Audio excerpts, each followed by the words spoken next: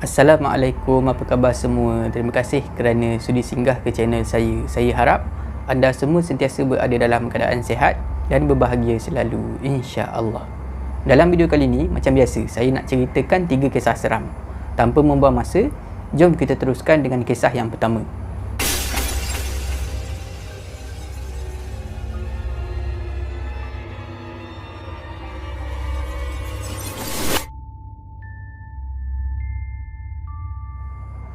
Untuk kisah ni, saya akan gunakan nama samaran Zakri untuk memudahkan cerita. Zakri dah berkahwin, ada seorang isteri. Perkara ni berlaku semasa isteri Zakri baru sahaja dapat tahu yang diri dia hamil, mengandung anak pertama. Zakri memang cukup gembira pada masa tu. Jadi Zakri ni, dia nak raikan benda tu bersama-sama dengan isteri dia di sebuah resort. Dia pun booking lah resort ni, pergi bercuti bersama dengan isteri dia. Zakri dan isteri dia bercuti di resort tu selama 3 hari 2 malam. Sepanjang Zakri dan isteri dia bercuti dekat resort tu, tak ada sebarang kejadian pelik berlaku. Perkara misteri mula berlaku selepas Zakri dan juga isteri dia balik ke rumah. Masa tu usia kandungan isteri Zakri ni adalah dalam fasa trimester pertama. Maknanya sekitar bulan pertama, bulan kedua ataupun bulan ketiga kehamilan lah. Masih lagi dalam peringkat awal. Bila diorang dah balik ke rumah, pada waktu malam, isteri Zakri kerap bermimpi benda yang pelik-pelik, benda yang menakutkan. Sampai tahap isteri Zakri ni boleh terkejut, boleh terbangun secara mengejut daripada tidur. Dan kadang-kadang tu, dia akan menangis masa dia bangun. Bila dah kerap kali sangat berlaku macam tu, Zakri dah mula risau. Zakri tanyalah isteri dia, mimpi apa? Isteri Zakri pun ceritalah. Isteri Zakri ni, dia kerap kali bermimpi dikejar oleh satu makhluk yang menakutkan. Bila dengar isteri dia cakap macam tu, Zakri ni dia risau juga. Tapi bila Zakri fikir balik, mungkin perkara ni benda yang biasa bagi ibu-ibu yang mengandung. Tambahan pula, isteri dia ni mengandung anak yang pertama. Jadi mungkin tak biasa, mungkin belum ada pengalaman mengandung. Jadi Zakri tak ambil serius sangat perkara ni. Tapi lama kelamaan, gangguan tu menjadi semakin teruk. Isteri Zakri mula mengadu. Katanya, dia kerap kali ternampak kelibat seorang perempuan yang kurus dan sangat tinggi berkeliaran dalam rumah diorang tu. Kelibat perempuan yang kurus tinggi ni, katanya isteri Zakri, biasanya akan menjelma semasa Zakri tak ada dekat rumah. Semasa Zakri pergi kerja, tak kira lah waktu siang ke ataupun malam. Katanya isteri Zakri, lembaga yang kurus tinggi ni, perempuan yang kurus tinggi ni, kepala dia sampai dekat siling rumah. Macam tu punya tinggi. Dan dia mempunyai rambut yang sangat panjang. Kadang-kadang isteri Zakri akan nampak lembaga perempuan yang tinggi ni tercegat berdiri dekat dapur. Kadang-kadang masa dia berbaring dalam bilik dekat rumah tu, dia akan ternampak lembaga ni menjenguk dia daripada luar pintu bilik. Sebab isteri Zakri, kalau dia berbaring, kalau dia rehat dalam bilik, dia tak suka tutup pintu. Dia akan biarkan pintu bilik tu terbuka. Bila Zakri dapat tahu pasal perkara ni, Zakri menjadi bertambah risau. Risau akan keselamatan isteri dia dan juga anak dalam kandungan isteri dia. Sebab perkara ni dah berlarutan lama, dah berbulan-bulan. Bermula daripada mimpi yang menakutkan, sampailah penampakan jelmaan macam ni. Sebab Zakri tahu, perempuan kalau mengandung, dia tak boleh berada dalam keadaan yang tertekan, keadaan stres. Boleh membahayakan kandungan, boleh gugur kandungan tu. Zakri mula bercerita pasal perkara ni, bercerita kepada orang yang lebih tua lah. Dan Zakri minta pendapat, bercerita dan minta pendapat daripada mak ayah dia, daripada mak mentua dia, pak mentua dia. Dia cerita semualah. Bila golongan yang lebih tua ni dengar kisah daripada Zakri, diorang nasihatkan supaya minta bantuan daripada orang yang lebih tahu tentang perkara-perkara mistik ni. Masa tu sebenarnya Zakri ni dia dah terfikir dah, seorang ustaz ni, dia ada kenal seorang ustaz yang mungkin boleh bantu dia dan juga isteri dia. Jadi Zakri dah niat esok pagi dia nak kontak ustaz tu, minta tolong datang ke rumah. Pada malam harinya Zakri ada dekat rumah. Dia tidur sekali dengan isteri dia dalam bilik. Jadi masa tu Zakri memang dia tengok keadaan isteri dia.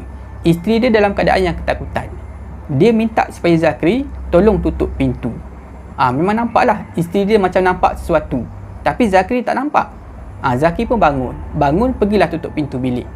Baru saja Zakri nak balik semula ke katil, Zakri dapat dengar dengan sangat jelas bunyi seolah-olah pintu bilik dia dicakar oleh sesuatu, dan bunyi cakaran tu tinggi daripada bahagian atas pintu bilik sampailah ke bawah. Zakri dan isteri dia tak ada bela kucing, dan kalau ada bela kucing sekalipun, bunyi cakaran tu akan kedengaran di sebelah bawah. Ini tidak, daripada atas pintu sampailah ke bawah melerik. Bila Zakri dah dengar sendiri benda tu, Zakri memang betul-betul percaya kali ni. Memang betul lah, rumah ni memang ada gangguan. Keesokan harinya, Zakri pun dia telefon lah ustaz ni. Dia ceritakan lah apa yang dah berlaku kepada dia dan juga isteri dia. Ustaz tu pun datanglah ke rumah. Bila ustaz tu datang ke rumah, ustaz tu dia mulalah bercakap dengan Zakri dan juga isteri Zakri. Dia tanyalah, sebelum perkara ni berlaku, ada tak apa-apa yang diorang berdua ni buat luar daripada kebiasaan? Masa ni sebenarnya isteri Zakri dah hamil 7 bulan. Maknanya memang cukup lama gangguan tu berlaku, sekitar 4 bulan. Jadi Zakri dan isteri dia pun cakap lah, tak ada buat apa-apa pun. Cuma masa mula-mula dapat tahu isteri Zakri ni mengandung, diorang ada pergi menginap di sebuah resort selama 3 hari 2 malam. Lepas balik daripada resort tu lah mula berlaku gangguan. Bila ustaz dah dengar cerita daripada Zakri dan juga isteri dia, memang senanglah nak dapat tahu.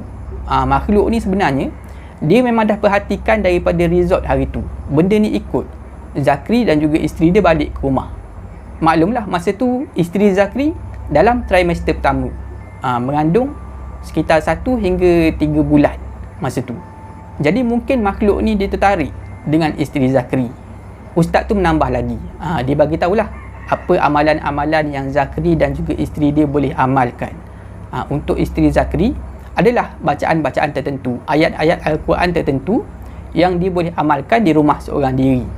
Zakri pula, dia boleh ikhtiarkan amalan yang dia boleh buat dekat rumah tu semasa dia ada. Boleh banyakkan solat sunat, boleh azankan di setiap penjuru rumah, boleh baca surah Yasin, macam tu lah. Jadi dipendekkan cerita, Zakri dan isteri dia mulalah beramal macam mana yang ustaz ni suruh. Alhamdulillah, dah tak ada lagi sebarang gangguan.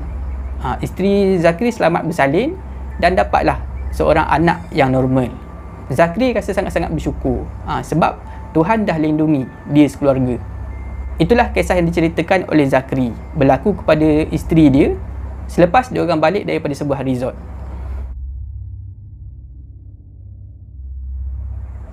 Untuk kisah ni, saya akan gunakan nama samaran Firdaus untuk memudahkan cerita. Firdaus ni dia bujang lagi. Dia menyewa di sebuah rumah bersama dengan adik dia. Adik dia pun sama, bujang lagi. Firdaus bekerja di sebuah pejabat. Pejabat tempat Firdaus bekerja ni adalah bangunan rumah kedai, blok rumah kedai. Dan pejabat tu terletak di tingkat atas. Firdaus ni, dia ada motor dan ada kereta.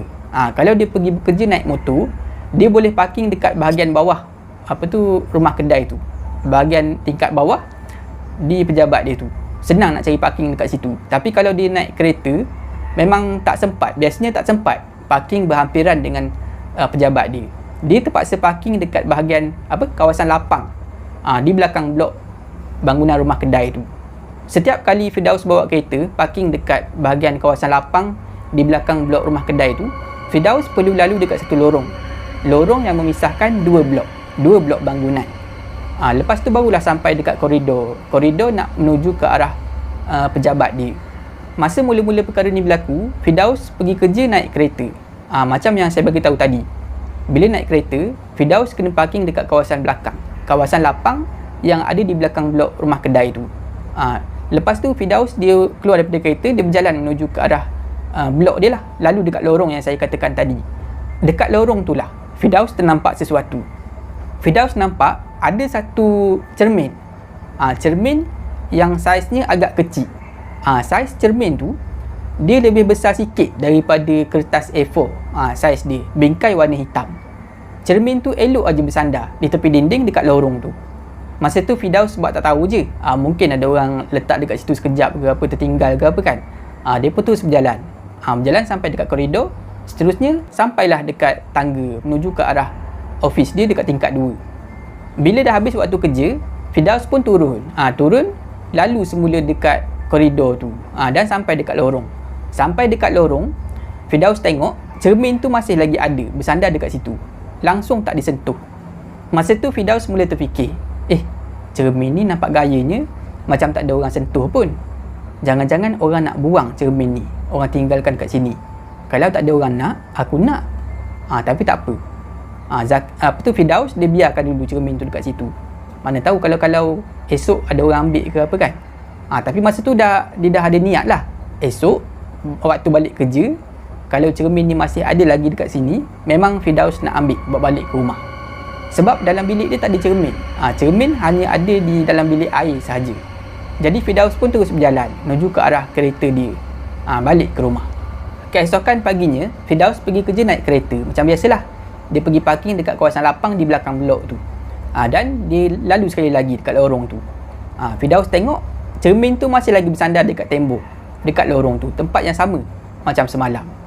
Masa tu Firdaus dah bercakap dalam hati lah, petang ni kalau aku balik kerja, cermin ni masih ada dekat sini, aku akan ambil, akan bawa balik kat rumah.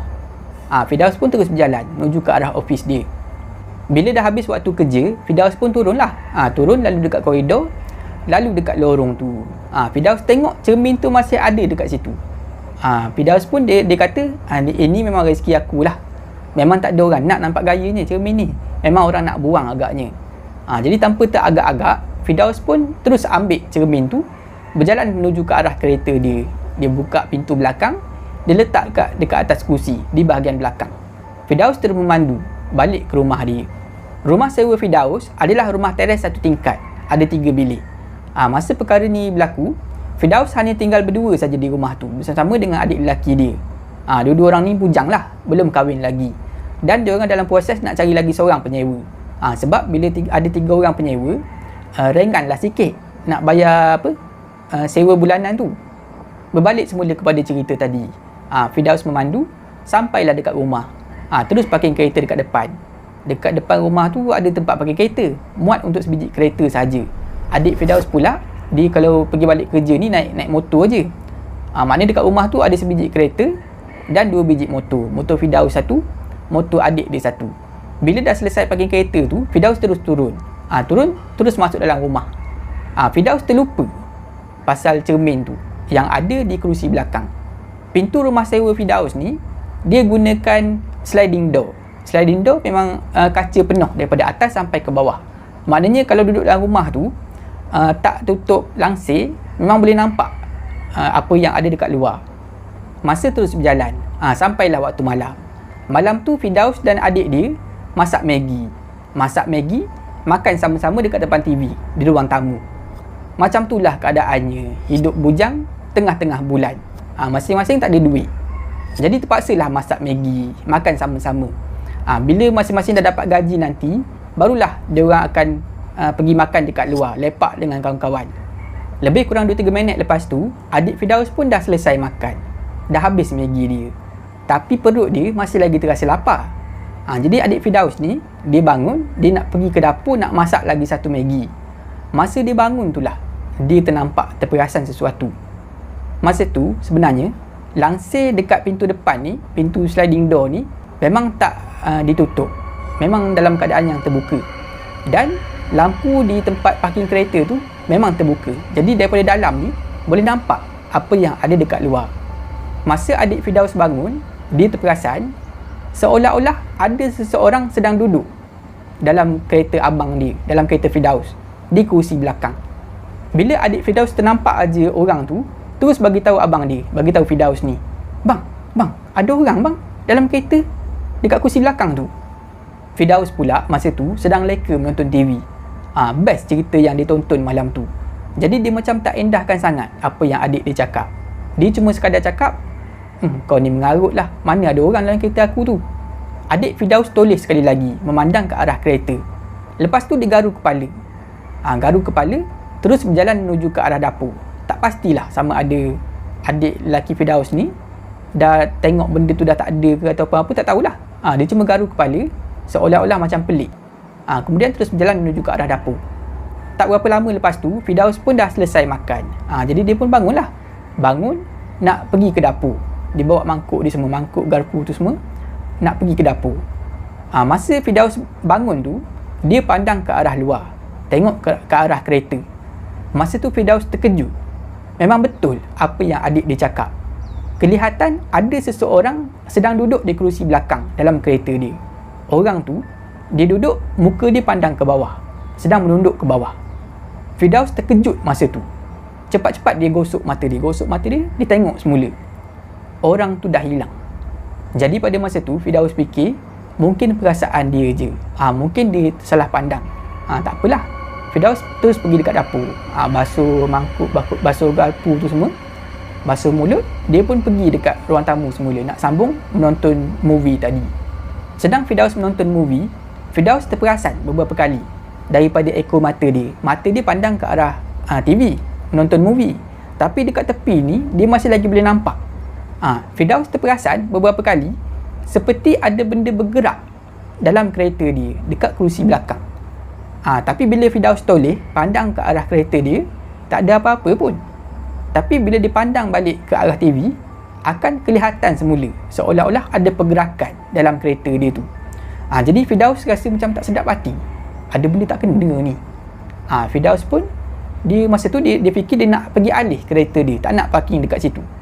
Dia nak pergi cari kawasan dekat luar, bawah pokok ke apa, nak parking dekat tempat lain. Jadi Firdaus ni, dia ambil lah kunci kereta dia. Dia keluar daripada rumah. Bila dah keluar daripada rumah tu, dah keluar daripada pintu, Firdaus pun pergilah dekat kereta. Dia tengoklah dalam kereta dia. Masa tu barulah Firdaus perasan dekat kursi belakang ada cermin. Cermin yang dia ambil daripada tempat kerja dia tadi, dekat lorong tu. Firdaus betul-betul terlupa pasal cermin tu. Dan masa tu memang Firdaus tak ada syak benda lain lah. Memang cermin ni ada benda ni, aku rasa. Sebab sebelum ni tak pernah pun berlaku kejadian macam tu. Baru hari tu ada berlaku gangguan. Ternampak macam ada orang duduk di kursi belakang kereta dia. Jadi Firdaus ni, dia tak jadilah nak alih kereta tu. Dia tahu memang cermin ni punya pasal. Jadi Firdaus dia dah niat, esok pagi aku nak pergi kerja, aku nak letak semula cermin ni dekat tempat asal, dekat tembok tu. Aku akan sandarkan semula dekat tembok tu. Firdaus pun masuk semula dalam rumah. Tapi masa tu Firdaus dia baca ni lah, dia bismillah, dia selawat masa melangkah masuk dalam rumah tu. Jadi keesokan harinya, Firdaus pun bersiap nak pergi kerja macam biasa. Dia ambil kunci kereta, ambil wallet dia, ambil beg duit dia, masuk keluar daripada rumah, masuk dalam kereta. Bila Firdaus toleh ke belakang, dia tengok di kursi belakang dah tak ada apa-apa. Cermin tu dah hilang. Firdaus terkejut, tak sangka cermin tu boleh gaib macam tu je. Sebab dia ingat dia ambil cermin tu dekat tembok, dekat lorong, dia letak dalam kereta dia di kursi belakang. Nak kata pencuri, takkanlah pencuri masuk dekat tempat parking, buka kereta dia, ambil cermin tu je bawa lari. Memang tak logik lah. Memang ada something wrong. Memang ada benda tak kena dengan cermin tu. Jadi Firdaus pun terus memandu pergi dekat tempat kerja dia. Macam biasalah, dia parking dekat tempat lapang tu, dekat belakang blok rumah kedai. Dah siap parking, Firdaus pun keluar, lalulah dekat lorong tu. Masa Firdaus lalu dekat lorong tu, Firdaus nampak cermin tu ada tersandar di tembok dekat lorong tu. Masa tu barulah Firdaus betul-betul percaya, cermin ni bukan cermin biasa. Memang cermin ni benda lain, ada benda yang tak kena. Macam mana cermin tu boleh hilang dalam kereta dia, sekarang ni menjelma pula dekat lorong ni. Tapi tak apalah, Firdaus sebab tak tahu aja. Dia pandang aja ke arah cermin tu, berjalan terus pergi ke arah pejabat dia, buat kerja macam biasa. Bila dah habis waktu kerja, Firdaus pun turun, jalanlah semula dekat lorong tu. Masa tu dah tak kelihatan lagi cermin tu. Firdaus mula terfikir, siapalah yang pergi ambil cermin ni? Nasib dia orang lah. Sebab Firdaus ni dikira bernasib baik. Sebab masa dia bawa balik cermin ni, dia tak letak cermin tu dalam rumah, dia tertinggal dalam kereta. Jadi moral of the story, kalau boleh, kalau kita terserempak dengan barang apa-apa sekalipun, kita berkenan, kalau boleh jangan ambil lah. Sebab kita tak tahu siapa pemilik, siapa tuan punya barang tu. Jadi itulah kisah yang diceritakan oleh Firdaus. Kisah Firdaus dan satu cermin misteri.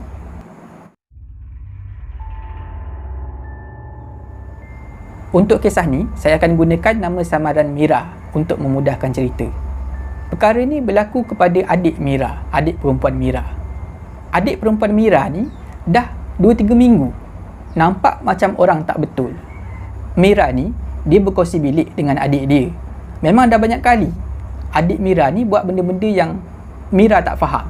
Kadang-kadang tu dia menjerit, tiba-tiba menjerit seolah-olah takutkan sesuatu. Kadang-kadang tu sampai berlari keluar daripada bilik. Memang dah banyak kali Mira tanya adik dia, kenapa? Ada apa? Dan macam-macam jawapan yang adik dia bagi, tapi semuanya tak logik. Kata adik Mira, dia ternampak ada orang menjenguk daripada tingkap bilik. Orang tu nampak macam marah dekat dia, orang perempuan. Jadi Mira pun tengoklah dekat tingkap. Bila Mira tengok, tak ada apa-apa pun.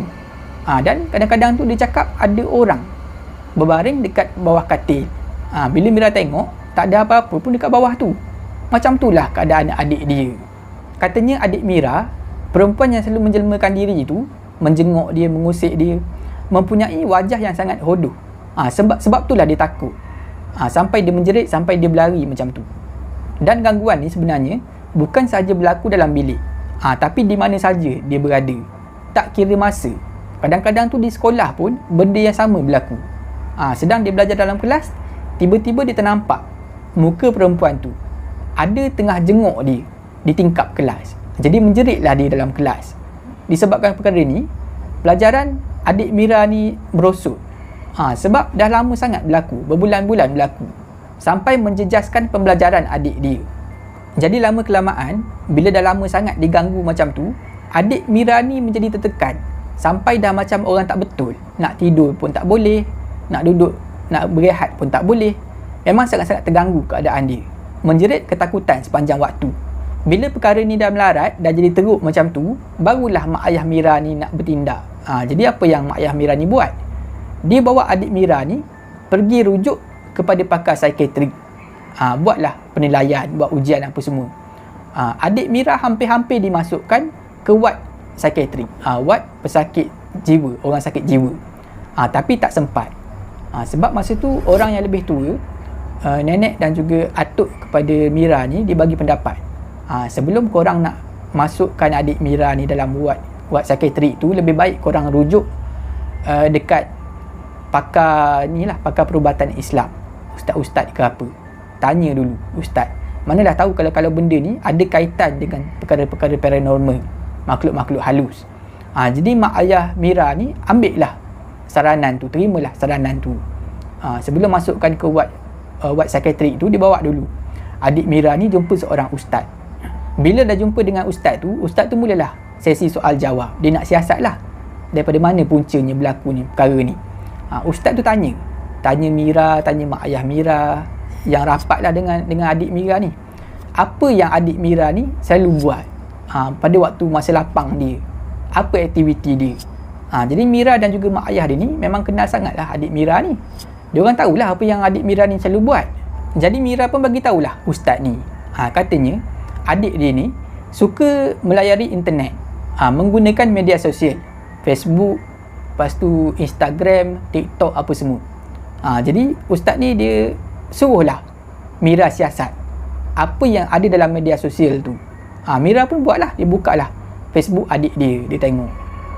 Memang Mira dah sedia maklum, adik dia ni, dia kalau di Facebook page tu, dia tak akan gunakan gambar dia sendiri, dia akan gunakan gambar orang lain.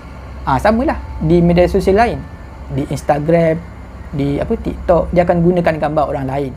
Biasanya adik Mira ni dia akan ambil gambar-gambar perempuan-perempuan yang cantik lah, daripada bermacam-macam negara. Dan adik Mira ni, dia sangat suka seorang perempuan. Bukan suka macam mana, dia suka muka perempuan tu. Perempuan tu sangat-sangat cantik. Perempuan tu adalah perempuan Thailand. Adik Mira sangat suka gunakan gambar perempuan ni, gunakan sebagai profile picture dia di Facebook, di Instagram, di TikTok. Bila ustaz dah dapat tahu pasal perkara ni, ustaz ni rasa macam ada benda tak kena. Ustaz ni minta Mira supaya siasat siapa perempuan ni. Mira pun buatlah, dia layari internet, dia cuba cari siapa perempuan yang adik dia selalu gunakan gambar perempuan ni sebagai profile picture tu. Dia cuba cari. Rupa-rupanya perempuan ni adalah seorang perempuan yang terkenal.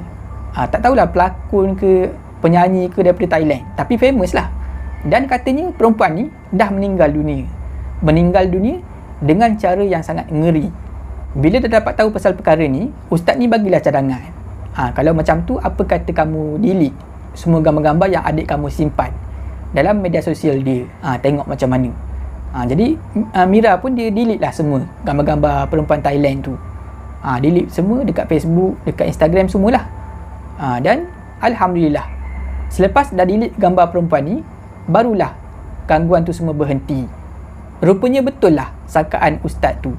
Memang gangguan tu ada kaitan dengan artis daripada Thailand yang dah meninggal dunia tu. Mungkin ada benda yang tak puas hati lah pada adik Mira ni, sebab adik Mira dah gunakan gambar tu, gambar orang yang dah meninggal dunia.